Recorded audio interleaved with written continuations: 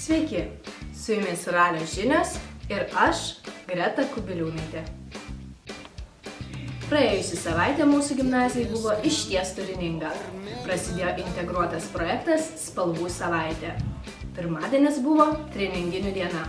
Per pirmąją pamoką gimnazistai bėgo krosą miesto stadione, o vėliau mankštinosi mokyklos kieme. Per antrąją pertrauką visi gimnazistai įsitraukė į lindihopo šokio sūkurį.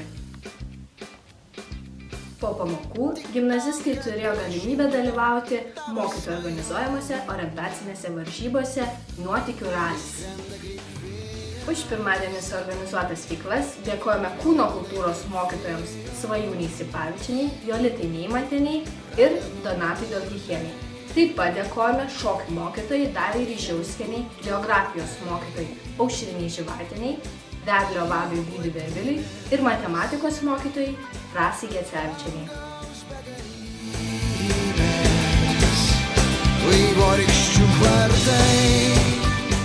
Antradienis. Skanių fantazijų diena. Antradienį gimnazistai buvo pasipuošę ryškiai geltona spalva, o per ilgąsias pertraukas visi galėjo grožėtis keksiukų kompozicijomis, kurių tema buvo rudens motyvas. Už šią idėją dėkojame mokytojams Rasai Matutienei bei Modestai Stakeliūnaitei. Taip pat antradienį mūsų gimnazijos koridoriuose buvo galima grožėtis mokinių kurtomis instaliacijomis, kurių tema buvo Laisvės vardan. Už šią idėją dėkojame mokytojai Janinai Celešienei. Trečiadienis. Muzono diena. Trečiadienį gimnazistai puošėsi žalia spalva. Nuo pat ankstaus ryto visus mokytojus ir mokinius stebino muzikos akordai. Per pertraukas liejosi gimnazistų sukurti muzikos kūriniai. Taip pat vyko jų kasmetiniai chorų karai. Už muzikos dieną dėkojame muzikos mokytojai Neringai Kukariniai.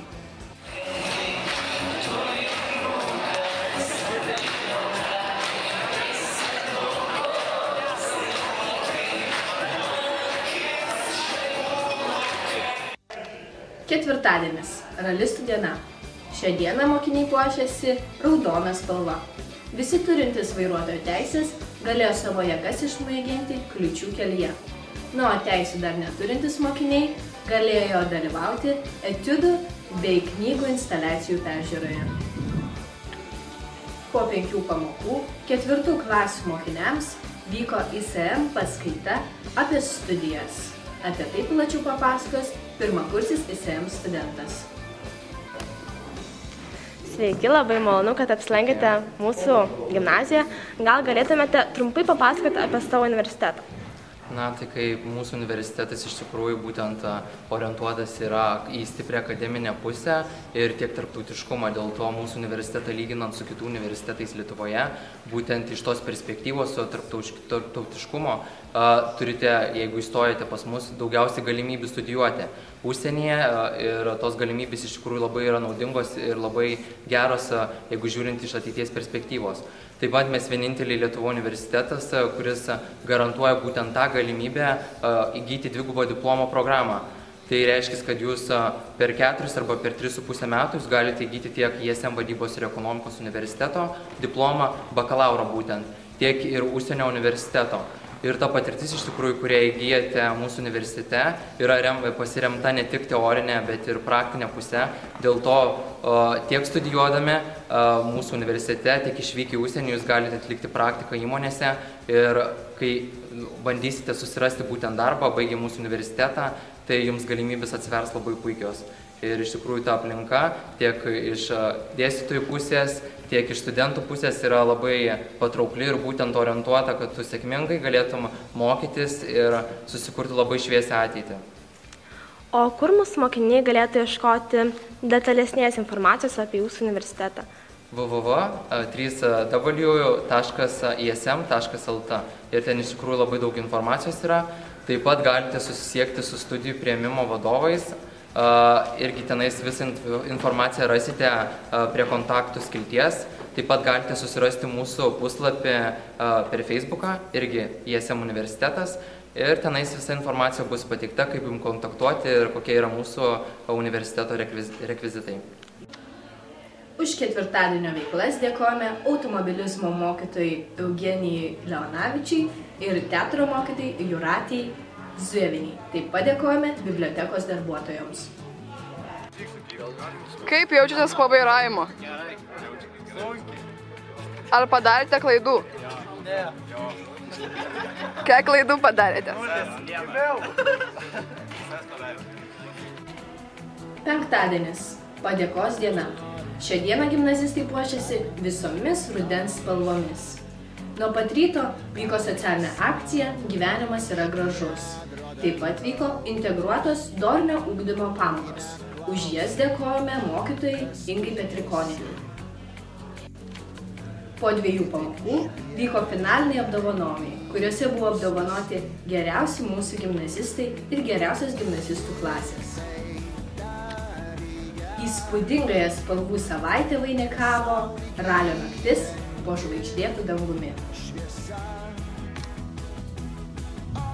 Kokie įspūdžiai po ralio nakties ir ar buvo sunku dirbti su pradžiamoksliais? Ne, nebuvo sunku dirbti, nes mokiniai tikrai suprato, ką aiškinu, netgi vienu mokytoją ir po to šnekėjom, kad tikrai išsiaiškino naujų dalykų.